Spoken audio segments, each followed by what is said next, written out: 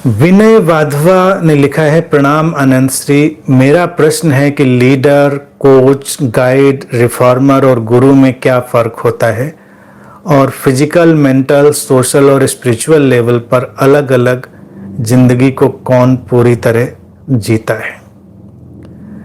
देखिए, जितने भी नाम लिए हैं, लीडर, कोच, गाइड, रिफॉर्मर, ये भी उस गुरु की तरफ बढ़ते हुए कदम हैं।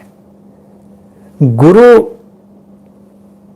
जैसे कि बात मैं बार बार कहता हूं, वो एक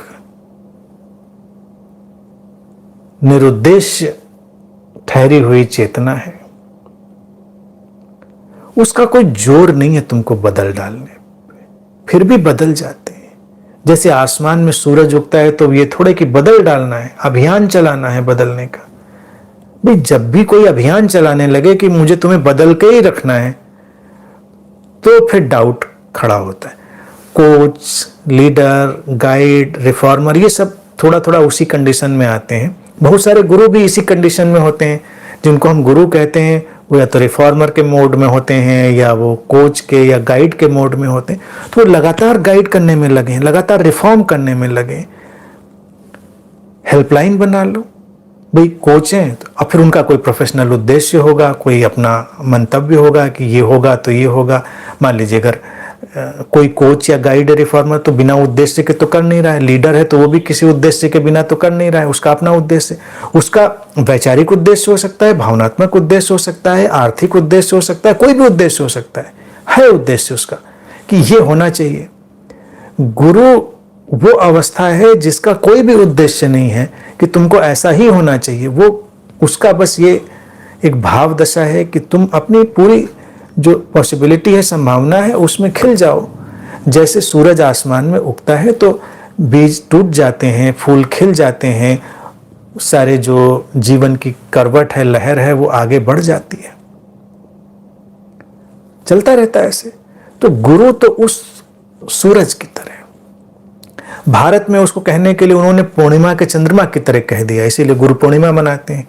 क्योंकि सूरज से आंख मिलाना थोड़ा मुश्किल है, तो उन्होंने कहा कि गुरु से आंख भी मिला लेते हो, इसलिए वो पूर्णिमा के चांद जैसा है, खिला हुआ, मध्यम रोशनी है। लेकिन उसका उद्देश्य नहीं है कि इस रोशनी का तुम करो क्या। तुम उस रोशनी में गीत लिखो, उस रोशनी में तुम नृत्य करो, उस रोशनी में तुम सो जाओ, उस रोशनी में तुम जाग जाओ, जो चाहे सो करो। लेकिन वो रोशनी तुमको खींचती है, तुमको आगे ले जाने के लिए तत्पर करती है, प्रभावित करती है। तो गुरु एक समग्र घटना है।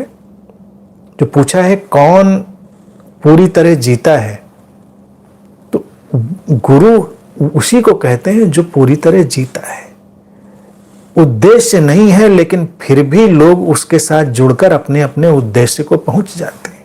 जैसे सागर है, सागर का अपना उद्देश्य नहीं है, वो तो बस लहरा रहा है अपनी जगह। लेकिन सागर के होने से नदियों को अपना उद्देश्य मिल जाता है, वो भी एक दिन सागर में गिरकर सागर जैसी हो जाती है। नदी नालों को मिल जाता है, नाले जाके नदियों में मिल जाते हैं, नदियां सागर में मिल जाती। लेकिन सागर का अपना कोई उद्देश्य नहीं। वो कहाँ जा रहा है, पूछो कहाँ जा रहे हो भाई, कहीं नहीं जा रहे हैं, यहीं बस ऐसे हिलडुल रहे हैं थोड़े से। नदियों को देखो जा रहे हैं, नालों को देखो तो और तेजी से जा रहे हैं, बिल्कुल फोकस्ड होके कहीं पहुंच जाना है। सागर को कहीं नहीं पहुंचना। तो गुरु सागर जैसा है, सूरज जैसा है, चांद जैसा है। उसका कोई एजेंडा नहीं है, लेकिन उसके होने से बहुत कुछ हो जाता है, बहुत कुछ घट जाता है। तो इस प्रश्न को मैं समझता हूं ऐसे ही समझो। बाकी सबकी अपनी अपनी भूमिका है।